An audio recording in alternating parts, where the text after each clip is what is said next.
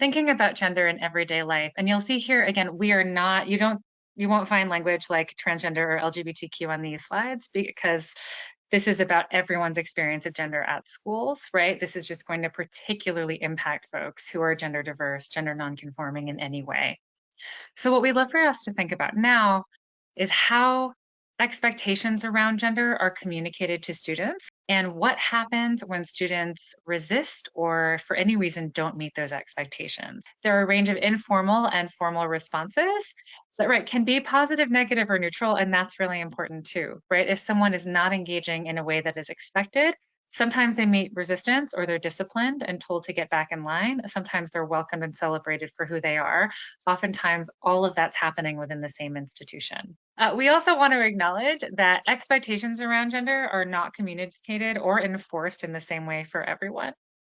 Certainly, folks who identify with different genders, boys and men, girls and women, and non-binary minors and adults will have different experiences, and those experiences are also going to vary based on other characteristics. We would really want to invite all of you to reflect on kind of what gender-specific policies do you have in terms of dress codes for students and employees.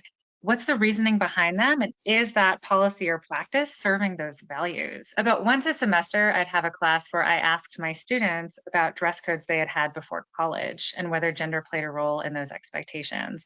And even in 2022, right, I heard story after story of very extremely gendered restrictions on what people were allowed to wear, how much of their body could be showing during the school day.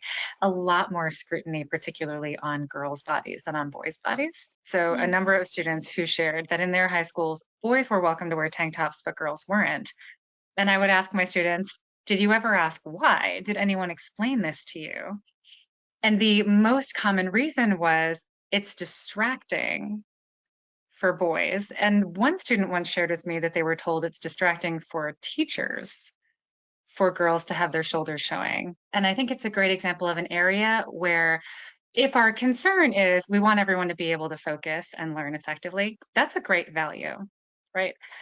But if the solution is policing the way that girls dress, as opposed to making sure that students are able to not sexualize their classmates, right?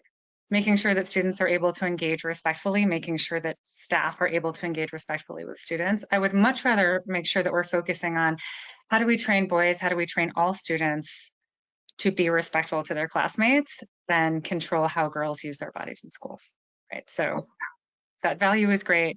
The solution of policing girls' bodies was not really a great way to reach that value.